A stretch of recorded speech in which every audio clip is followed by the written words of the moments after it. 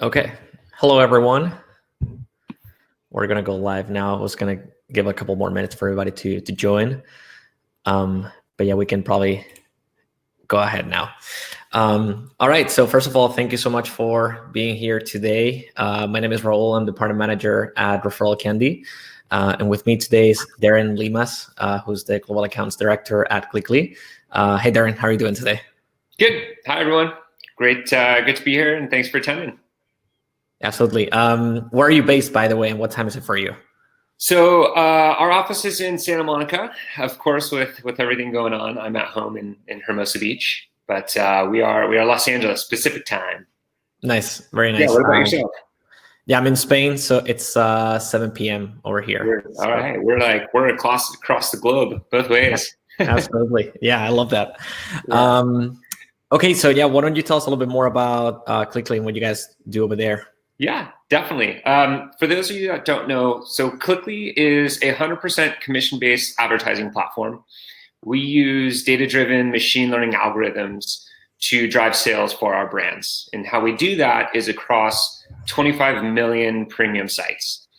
So kind of at its most simplistic form, Clickly uses data in order to understand and form logic to show the right product to the right person at the right time on an individual consumer basis. And it's nice for brands in that we're commission-based. So pure performance model. Yep, perfect. That's also kind of the philosophy that we also follow at Referral Candy. Because for those of you who don't know about Referral Candy, we are a referral marketing platform for online stores. So we basically allow you to set up and run your customer referral program in a matter of minutes, which is an easy way to attract new customers while retaining the existing ones. And also, yeah, our pricing also has a very, very strong kind of pay based on performance type of pricing. So yeah, we kind of agree on that. Okay, so once again, thank you all so much for being here today. Today we're going to talk about how to focus your marketing strategy for a very unconventional Q4, very unconventional year that we're having. I mean, we did not expect this at our New Year's Eve's party for sure.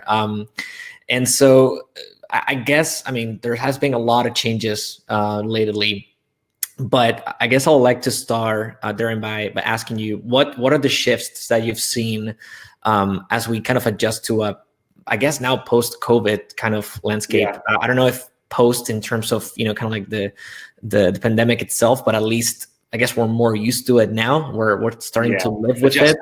Exactly. We're adjusting to live the new normal that they call. What changes have you seen? Yeah, definitely. So Clickly is really unique. We work with a ton of brands, well over 1,000+ brands at this point. And so we really get to see a unique perspective of different types of brands and stories and what they've gone through. Yep. And so for us, some of the shifts that we've seen, definitely top one would be brands reevaluating channels and their spend, and definitely early on, in March, April, when everything was, first not necessarily announced, but really people started taking it seriously. I think brands kind of took a step back, quickly paused and said, what do we do now? What do we do with spend? Where do we go with channels? Do we try new stuff? I don't know. Do we fix what's not broken? So that's definitely the main one that we've seen in terms of shifts. I'd say second to that is, to be honest, beneficial towards e-commerce. So we saw Black Friday numbers initially, and that stayed fairly consistent through April. To give you a quick idea, e-commerce spend in May 2020 was bigger than holiday 2019. Yeah. So, I mean, it's just a huge shift. And we actually did a giant Q2 data report. So for anybody that's interested, feel free to check out Clickly blog. There's a huge Q2 data report on all of this stuff. But I would say those are the main shifts, really stepping back, reevaluating channels, and also just the major shift in the e-commerce traffic spending, et cetera. Yeah. No, same. Yeah, same over here. I remember talking to some agencies back in April, which, like you said, April was kind of like the time when we're all realized, I guess mid-March, April was when we all said, okay, this is going to be bigger than we thought it would be. Right. I talked to a lot of agencies, and they all, I heard some really horror stories from them, in the sense that they lost like half of their clients in a matter of days. And then the thing is that they actually kind of gained them back, and they got more customers, over the next few weeks and months, because like you said, if anything, e-commerce has grown from a lot. I mean, one of the many stats that I've read these days is that we've reached the level of e-commerce penetration that was expected for 2025. So, fast forward 5 years in a matter of weeks. I think, I forget who said it. There are decades where nothing happens, and then there are weeks where decades happen. And this has been one of them. And that's definitely been one of those. So the main shifts that I've seen, at least on our end, is that brands have started to look into, obviously cost-effective marketing channels, especially at the beginning. I think now, again, kind of like ad spend, it's going back up again. But one thing that I've seen brands to focus on a lot, it's ways to re-engage with their customers. So, instead of just kind of like forgetting about your customers once they leave the store, hey, how can we bring them back? How can we get them to, spread the word? And I guess we've seen it because it kind of affects us directly. But I've talked to other apps in kind of the similar retention space, and they've all said the same thing.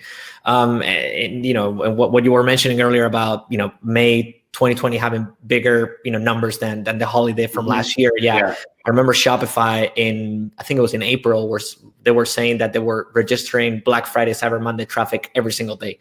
So it's crazy. It's there's been a huge change in the whole kind of like retail space, but specifically, the biggest changes would definitely see them in the e-commerce for sure. Yeah, I think, especially, and it's beneficial for you guys in the space that you're in with the retention and the way that you operate. People were kind of like, oh my gosh, we need to hold back on spend, but we have all these customers. It's time to really focus on those customers and squeeze as much as we can out of them. I definitely think that's kind of another trend that we've seen thus far in general. It's almost, not that it wasn't important before, but I think it's accelerated people's thought process of retention and loyalty. There's a lot more I can do on it. What else can I do within that strategy? It's like having a good email list, for example. It's something that it will always be beneficial. It's always good to have back there, because you'll always be able to use it from time to time.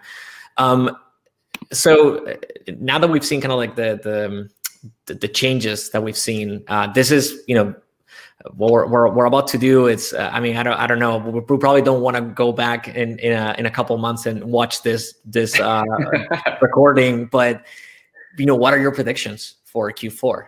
You might be totally wrong, but we're just taking a gamble here. They're always tricky, right? Don't hold me to it. I don't want somebody coming back and say use it. But no, we see a lot, and we're able to work with so many great brands. And so as far as predictions and as it's related to kind of my overall opinion on what we've seen it quickly, as well as I think the landscape in general, for anybody that's kind of been up to date, we see huge major retailers closing down for Thanksgiving for the first time ever. And I think naturally it's because of the pandemic and because of coronavirus and everything else. But more importantly, it's driving people to e-commerce online. So because of that, one of the major predictions that I have is both with the consumer side and on the brand side, the overall Black Friday, Cyber Monday period is going to be longer. So on the consumer side, I think there's going to be a lot more of an informational buy. I think the cycle is going to be a bit longer than it was previously. And then also for Black Friday, Cyber Monday, I think it's a natural trend that each year it starts sooner and sooner and sooner, and it's longer and longer and longer. Everybody's trying to be competitive. But more so than ever this year, I think it's really going to extend. So for me, that's my major prediction. And, I definitely would say, because there's going to be more competition online, it's going to be really important to have marketing endurance, is what I'll call it. Really understanding your customer lifetime value, or if you don't know it, maybe you don't know it and you're still working on it, maybe it's a shorter period, maybe at least understanding your repeatable percentage repeatable purchase percentage. So you have an idea, at least in terms of your business, the profitability, what you'll be able to sustain over a longer period of time. So you actually can be competitive. You know, you're not just in the first round of a boxing match and then you're kind of out of it because, you know, you tried to compete or you didn't necessarily know your correct metrics. So it's, yeah, I mean, that's going to probably for me be the most important in my prediction for now. I don't think it's earth shattering, but it's going to be longer. Yeah, I agree with you. What you mentioned about the fact that we're going to see less and less people just going out and doing their shopping. The traditional image that we've always seen of people waiting outside of malls and then kind of rushing into the store. I mean, that's not going to happen this year for two reasons. I feel like even though people are being very unpredictable to say the least, and they're behaving in very different ways depending on where you look. I believe that most people don't want to get themselves exposed that way, for something they can do online. But at the same time, I feel like a lot of brands are going to be smart. And, like you just mentioned, some examples of merchants shutting down for Black Friday. They don't want that.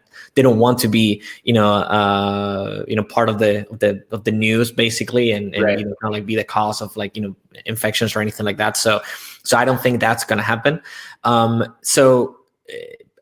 I mean, that kind of translates into e-commerce getting a bigger piece of the pie, versus retail, which is something that's been happening lately, and kind of goes with all the trends that we're mentioning. So, one bet, if I had to make one bet, and I think will be a very safe one, is that obviously e-commerce is going to get a way bigger piece of the pie this year. Now, kind of like the downside, or like the potential downside that I see to this whole situation is that it's consumer spending. I mean, that hasn't really been affected too much lately, at least in the US, because of the kind of like all the unemployment help has been happening, and then stimulus checks.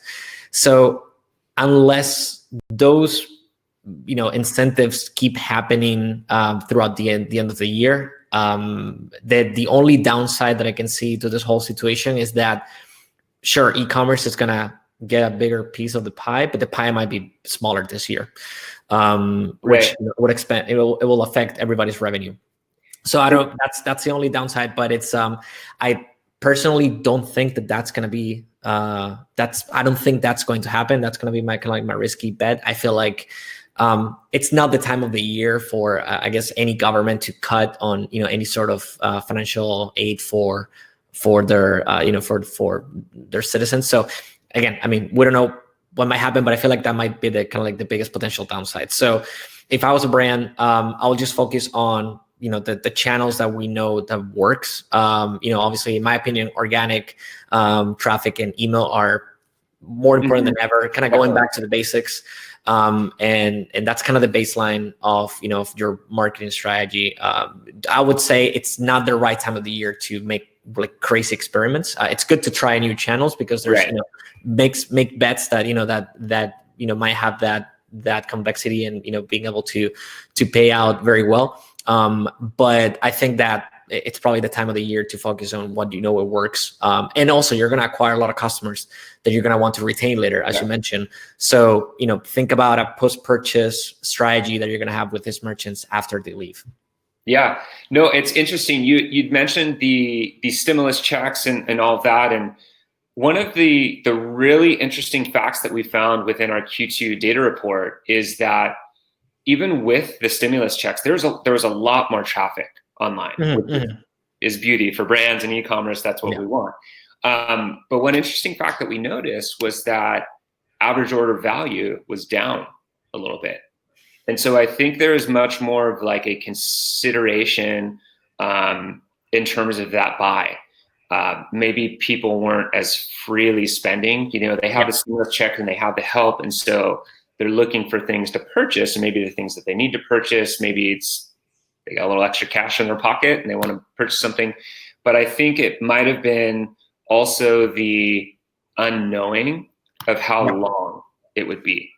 And so we have stimulus checks and we have help and different things, and there's a bunch of people online, but average orders value is down. So more so than ever, it's important to, one, capture the customer as you normally will, but given that average order values are down, there's a little bit of the unknown, especially from an economic unemployment standpoint. Retention, loyalty, just as you're saying, Raul, like it's so important to squeeze as much as you can out of your customers and make sure, even more so, that their experience is great and that they know they're appreciated. Exactly. I mean, just think about your customers. I always like to say that, your customers are your best marketing team or your best salespeople, because they paid money for your products. I don't know if, a lot of salespeople will do the same for the products that they sell, but, customers will do.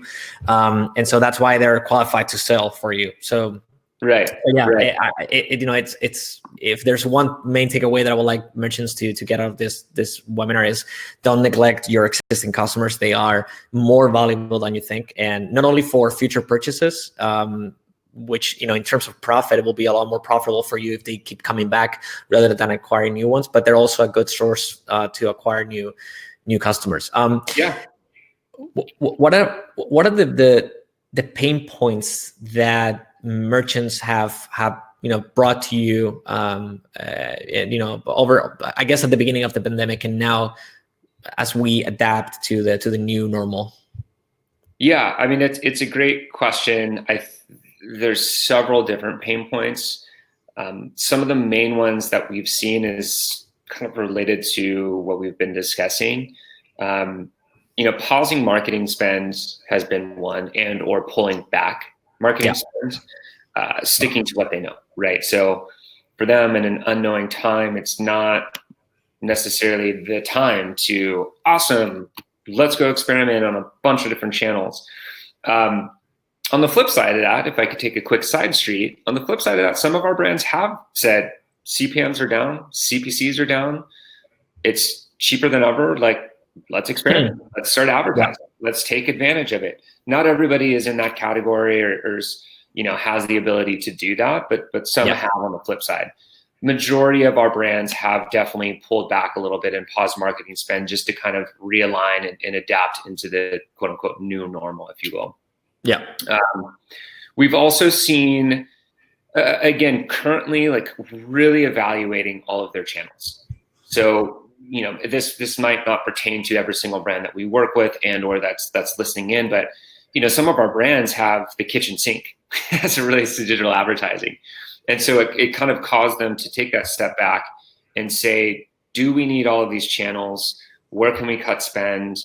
Let's really reevaluate what we're running right now for the time being. We've noticed that. And then I think kind of overwhelmingly, we always got the question of, do I spend or do I not spend, basically? Right. Do I diversify or do I keep what I know? And so it's really hard. I think that's brand to brand dependent to answer that question. It's really hard to know what you should do and sit here and say, do this, because again, the landscape is so different between verticals and brands and consumer sets, et cetera. But regardless of the case, I think whatever you do, more important than should I spend, should I not spend, should I use channels, should I not, is, do I know my true numbers that will help me grow? Do I know my customer lifetime value? Do I know my return on ad spend that is best for profitability of my business rather than just return on investment? Those are two different things. Return on investment, I've spent this much, I get this much back. It doesn't always correlate. Return on ad spend you can play around with, and there's some profitability that it's actually better for your business. Knowing those more so than channels and spending or not spending is the most important thing. But certainly we've had those pain points of, I guess to simply put it, I don't know what to do. That's a major pain point. And I feel like it's been a time for merchants to kind of reevaluate their business, and in the sense like, okay, let's take a moment. Let's look at our business, look at our numbers. What are we doing well? What can we change? I feel like it was a moment for everybody to kind of like breathe for a second. After the panic, it was time for everybody to kind of like, okay, let's breathe a second. Let's see. I totally agree with you on reducing ad spend. That was, again, I think that was a kind of like a temporary scare, and things have kind of recovered from there. But I still think that mindset of, hey, this could happen, this could change anytime. That mindset's still there, and which I think it's smart. Be prepared for the unknown. I don't think that's a bad thing. And so, kind of like being able to, hold back if needed, being able to make kind of safe bets, but at the same time make those risky bets that might have a huge upside. And I think also at the end of the day, what a lot of brands have done, and I think it's something I mentioned earlier, is they're sticking to the basics and sticking to the things that have worked for them in the past. So I feel like overall, and also obviously we know with all the kind of like extra revenue that they've been generating all these months, considering that, for a lot of seasonal businesses, this is the busiest time of the year. All of them are like wondering, what's going to happen now. But we also got to think about those non-seasonal businesses that were definitely not expecting this growth over the past few months. So I feel like everybody has had a little time to kind of like prepare for, kind of like every scenario. But I think if there's anything that it's remaining the same across all merchants is, sticking to the basics. Those who have been doing very well on organic traffic because they had a really good SEO, they've been investing on that. Those who were, collecting emails and collecting leads, and then they had a very good nurturing email sequence. They've been, making sure that funnel keeps, optimizing. So it might be little things, but at the end of the day, a small change in an email funnel, for example, can end up turning in, tens of thousands of additional revenue at the end of the day. So I guess my summary is, kind of like focusing on what you know and what you can improve from those processes that you already have in place. Totally. It looks like, I don't know if we want to tackle this real quick. It looks like we have a question.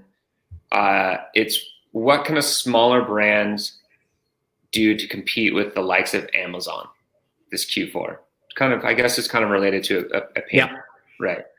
I don't know if you have an opinion on that. I think it's probably the most related subject matter to how do I in general compete with Amazon, whether I'm a small business or a big business, because it's Amazon. But any thoughts on that?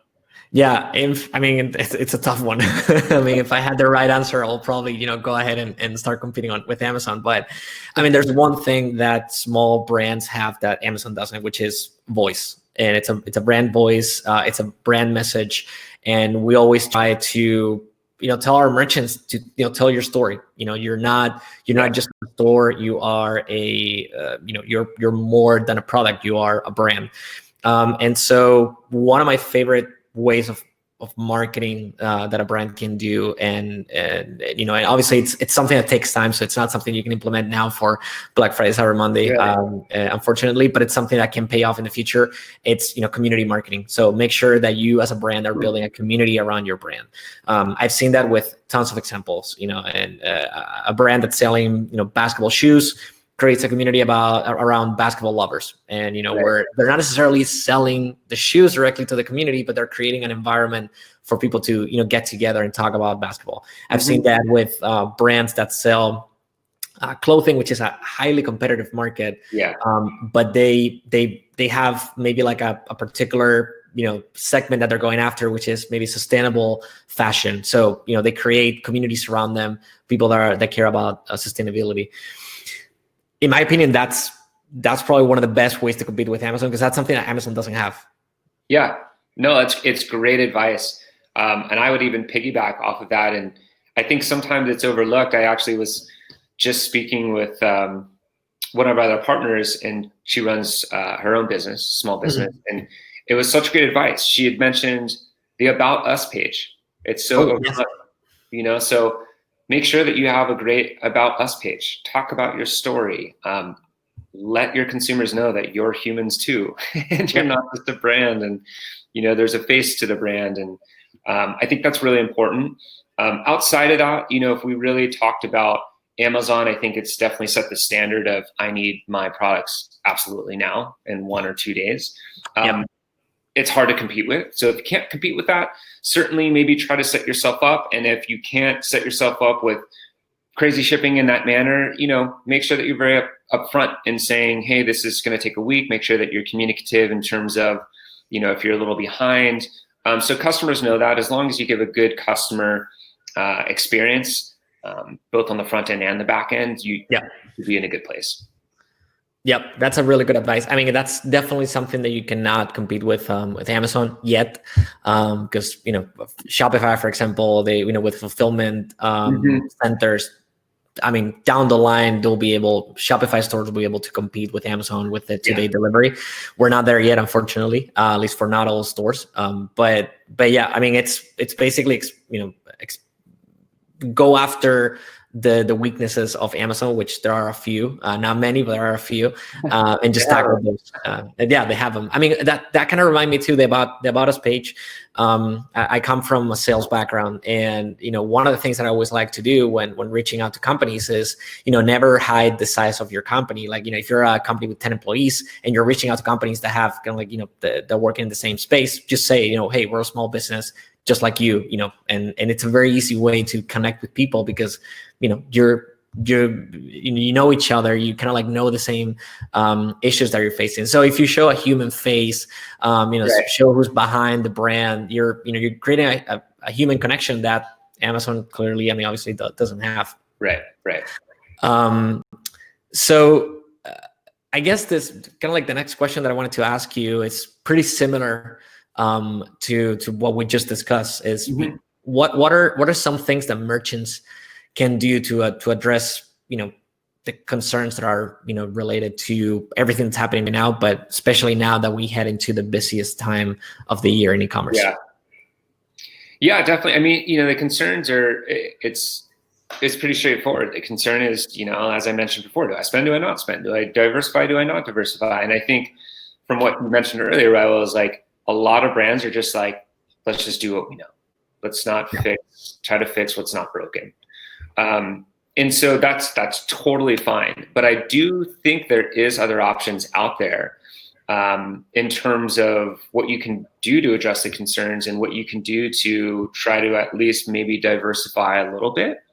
A lot of the brands that we work with, and I think it's kind of somewhat in general because of the targeting that Facebook has, majority of ad spend is going to Facebook. And so sometimes it's a little scary that you're not diversified, and for whatever reason, maybe something happens to Facebook and everything could go away in terms of your ad spend, your revenues, etc.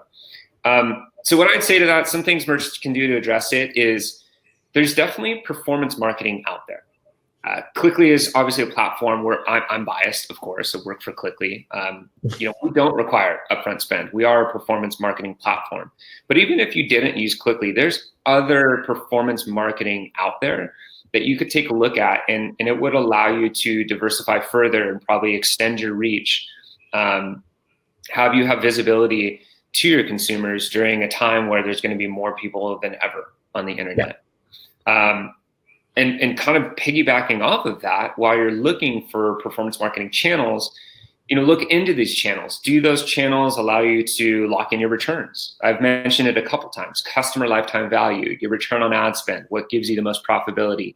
If you know those things and you are working with a platform that allows you to lock those in and you're not risking any type of upfront spend or budget burn, then that again allows you to diversify and get further visibility without kind of breaking the bank and being almost a risk factor, right, in terms of the most important time of the year. And then I think a couple more things. So definitely improve your current checkout. Really just focus on your checkout. Is it as frictionless as possible?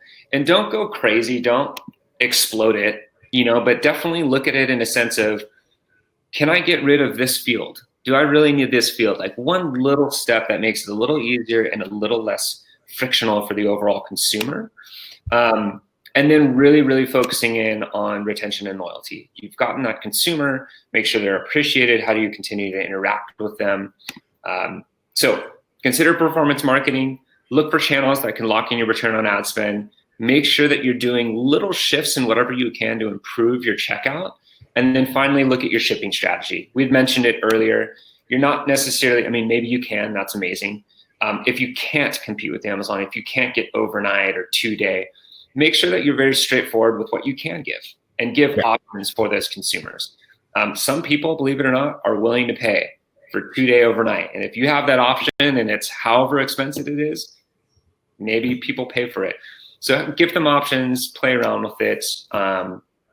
Yeah, I think those 4 things certainly can help you.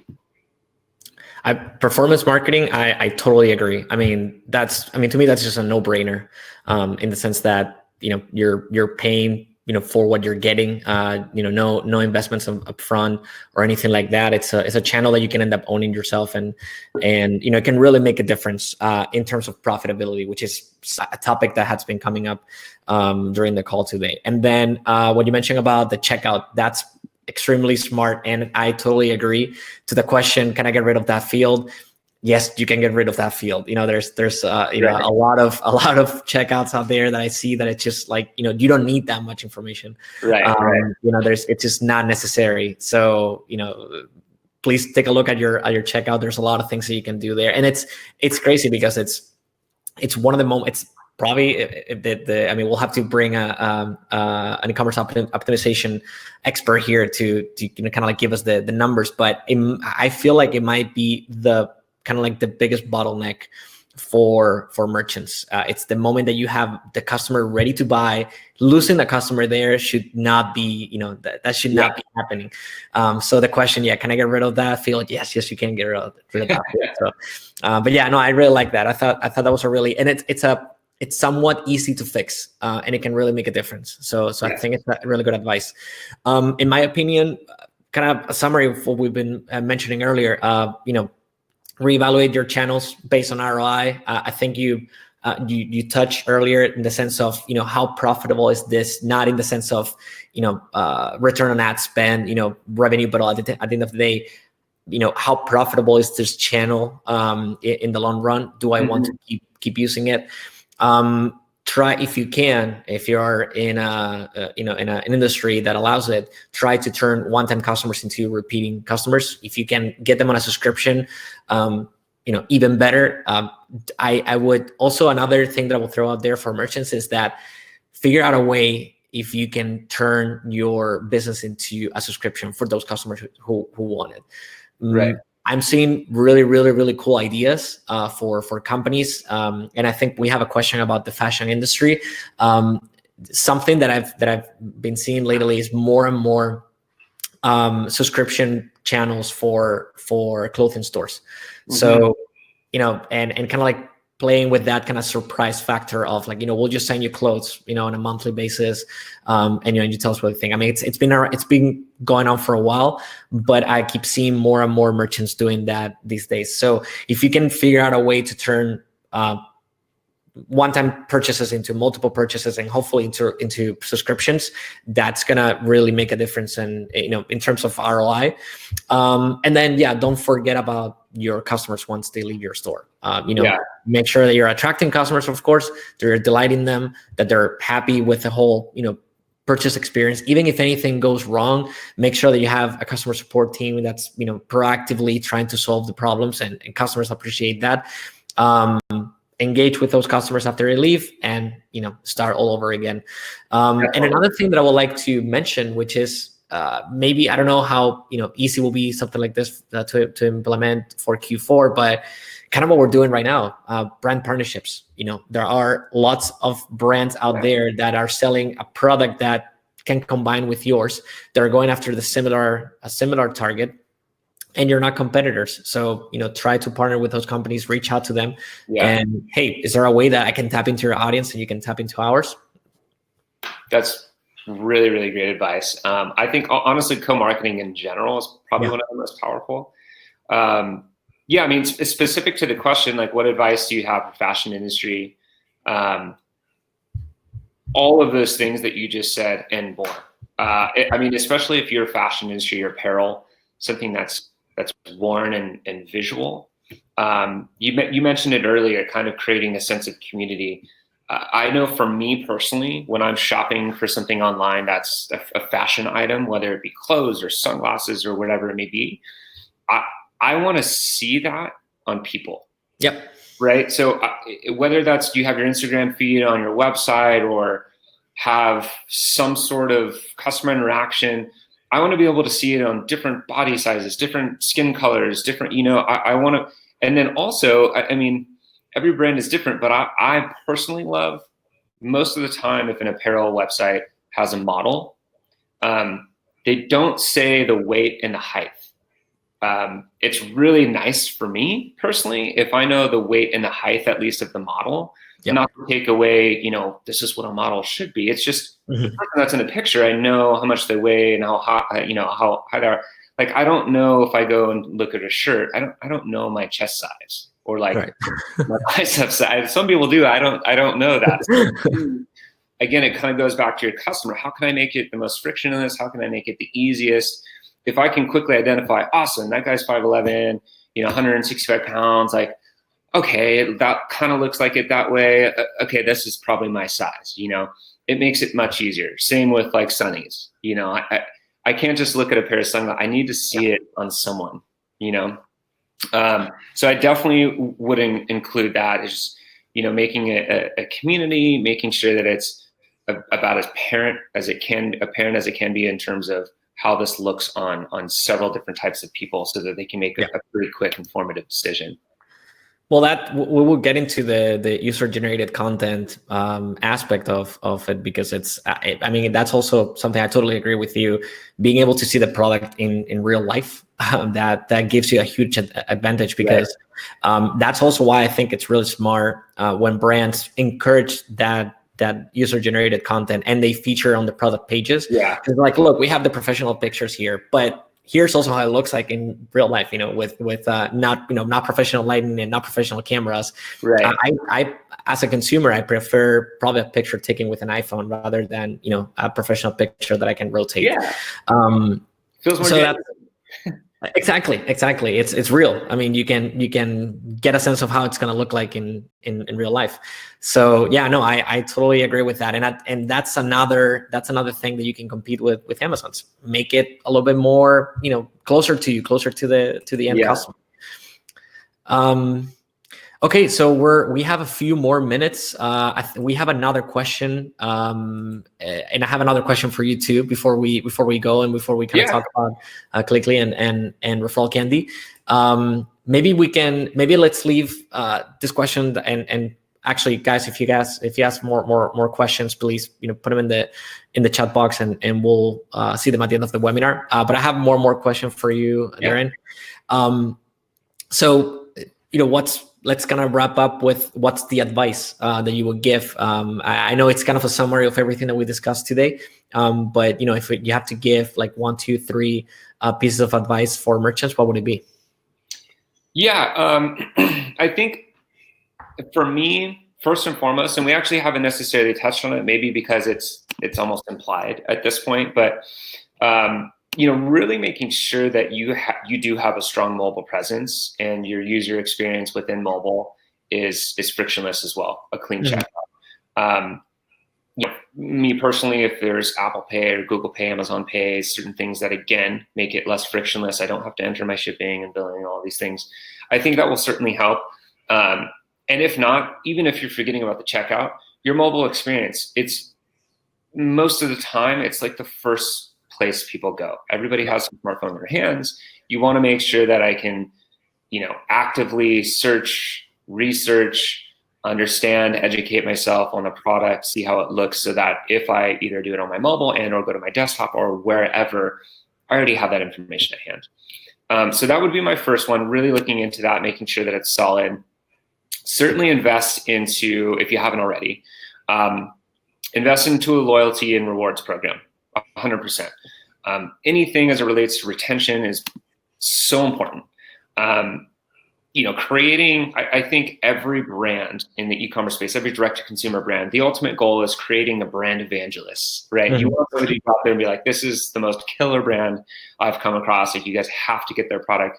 That's literally the best marketing there is. It's for the most part, it's free. It's the most powerful. It's somebody telling their other friend that trusts them, like, you definitely need to do this product. So having that goal in mind, really, really try to do all you can and take a look at and investing into like a loyalty, rewards, retention, overall strategy, if you will. As we know, CPAs are going to rise. There's no secret to that. So really just prepping in general towards that. The marketing endurance that I was talking about, understanding that, CPAs are going to rise, CPM, CPCs, all of the C's, if you will. Really knowing and getting into your data and understanding your numbers is going to be very important going into Q4. If you're kind of an early stage, smaller business, it might be a little harder. So there could be smaller window things just to understand in terms of conversion rates and repeatable purchases, purchase percentage, etc. Overall, I think if you can get the most visibility possible in driving sales, understand your data, and then have a really strong retention in the back end, you should be set. We have a really strong strategy for this. Quickly focuses more on customer acquisition. We can help with retention and maybe retargeting customers, but we do really focus in on customer acquisition, making sure that we're advertising, get your products and your brand out there. And I think obviously, Raul, if you go into this, I'm very curious to hear what you say. You guys kind of hit the back end of that. So it's almost kind of like a perfect little 1-2 punch, if you will. But I think for me, those are going to be the best advice I have, at least. I could go on for days, but I'll keep it kind of concise to that. Yeah, no, I totally agree with that. And I guess my 1, 2, 3 would be, first of all, you're about to acquire a lot of customers. So, make sure that you have a post-purchase plan. Make sure that you have a plan not only to acquire them, but also to what are you going to do after they leave, to make sure that they come back. So the second one would be give these customers a reason to come back.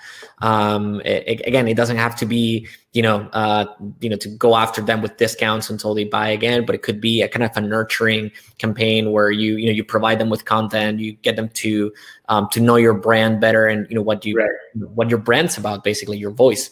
And then after that, you'll be able to get customers that are in love with your brand, and like you said, that an evangelist, an ambassador that can go out and tell their friends about not about your products, but your brand itself. That will be an ideal scenario. And so if that happens, encourage referrals. So referrals happen organically. I always tell this to merchants: if you already have a store running and you've been in business for a while, you have referrals. Customers are talking to their friends and family about your brand because it's just natural. We love talking about things that we buy. But having some sort of, like you said, rewards, referral system in place can help you identify those referrals, those purchases that you're getting through that channel, measure the channel, and then also do things to improve it. So I don't know if anything else that you want to add on top of that. No, I mean, that's all. I think the only thing I'd add, and it kind of was a little light bulb in my head, is it's kind of that typical 80-20 rule, right? So if you just think like 20% of your customers drive 80% of your revenue, maybe it's 15 change, but I think there's a lot of power in that. And so kind of going off of what you said, if you can really tap into those top 15, 20% customers and understand what they like, what they're saying, feedback, et cetera, you can build your business pretty healthily off that. Yeah, for sure. Okay, so we're reaching the end of the webinar. I'd like to, Darren, if you can tell us a little bit more about, because we brought some offers for those of you who are here with us today.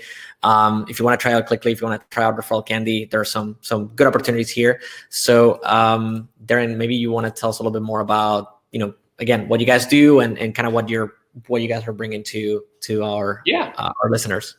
Definitely. So interestingly enough, Clickly is actually an invite-only platform. We do strategic partnerships just like this with Referral Candy and other partners to drive our business.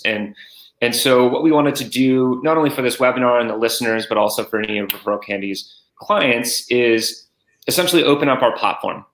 For those of you that might have kind of tuned in a little bit later, Clickly is 100% commission-based advertising platform.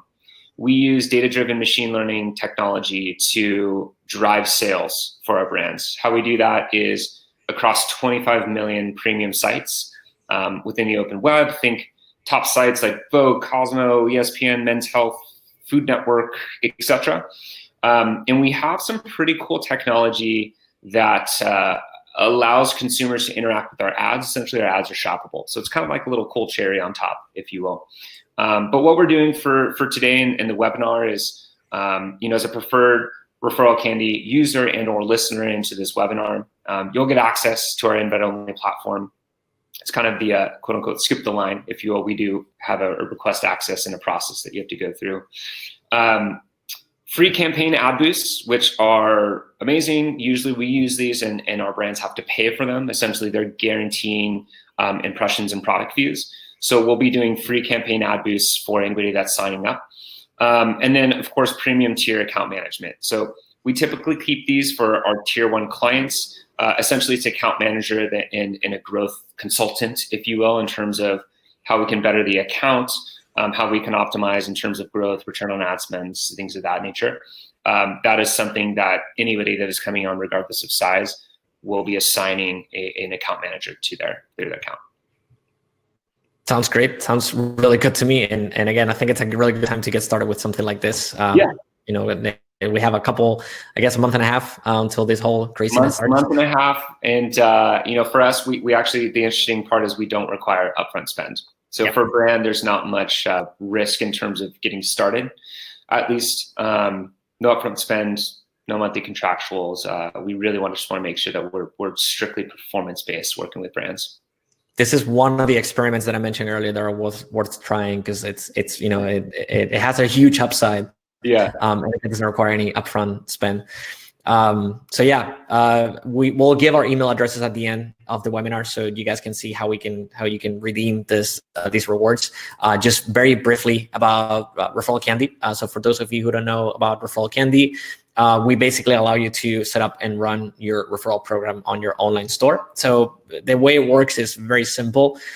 Each one of your customers gets a unique referral link that they can share with their friends. Once the friend clicks on the link, they're taken to a landing page with the offer. So let's say something like, get 10% off your first purchase. The friend makes a purchase, and then the advocate that made the referral in the first place, the existing customer that made the referral, gets rewarded. So it's very easy. It's also very easy to set up. No developers required. You can get your referral program up and running in a matter of minutes.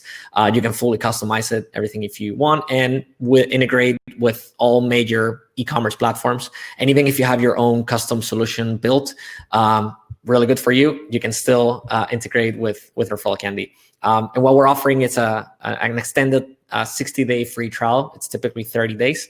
So we're extending it to 60 to anybody and actually we'll get you it'll get you to acquire customers right before Black Friday and Cyber Monday. So it's also very good timing.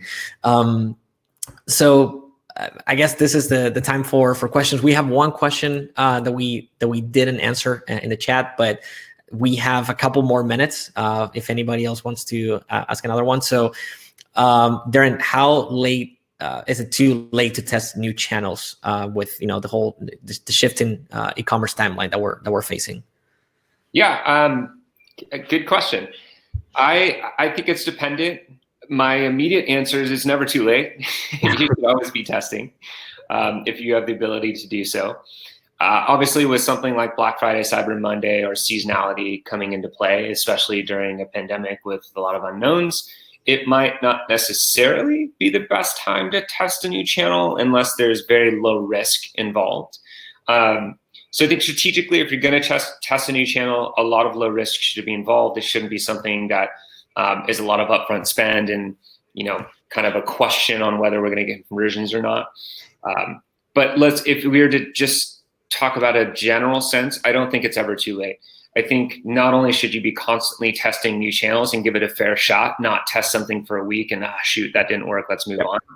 I think you should give it a fair shot, a month or two, maybe even 3 months, and look at the results at that point and analyze the data from what you've been running. And then even more to take it into detail, within those specific channels, if you're able to work your way towards what I'll call an infinite budget, right? You don't have any restrictions. The goal is to just have that overall for your marketing. But if you can't have that, then slowly test as little as you can. Like test one state or test one demographic first and foremost and see if you can get it to work there. Overall, how late is too late? It's never too late. Yeah. Continue testing as much as you can, whenever you can. Make sure that you're really, really getting into the data as well and using that to drive your next decision, not just kind of making a guesstimate or hypothesis of, I think this is what this looks like, so I'm going to do this. Use the data. That's why it's there. I would also say that, it obviously you got to assess what type of experiment you're going to do to make sure that you're doing it at the right time. I mean, if you're going to run an SEO related experiment, you're probably going to have to look at a 6-month timeline at least. Yeah, right. The results. So it really depends, I think.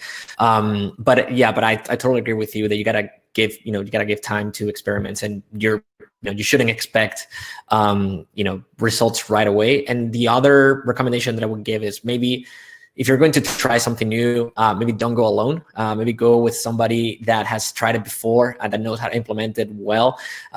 With experiments, it comes with a huge number of possibilities that can go wrong just because of unknowns that you haven't been there before and you haven't tried out. So there's a lot of e-commerce experts out there that can help brands to put all these strategies in place. And I think it's a really good timing right now. If anything, I would say maybe, I don't know, like a few weeks before Black Friday, Cyber Monday, make sure that everything is running smoothly. So none of the experiments kind of crash with the whole shopping experience. But other than that, I think it's never really too late. I can agree with you on that. Yeah, definitely. Okay, so I don't think we have any other questions, and honestly, we also we're running out of time. So here, let me move our. Yes, there you go. So you can see your email address as well. Darren, thank you so much for being here today. It was a pleasure for me to have you, and I've learned a lot. Yeah, absolutely. No, thanks for having me. I had a fun time. I always love talking about this stuff. And, if anybody has any further questions, I'm available. And, we look forward to speaking to anybody that's interested. Sounds good. All right. Thanks, Darren. Thanks, everyone. Stay safe and see you next time. All right. Bye-bye. Bye, everyone.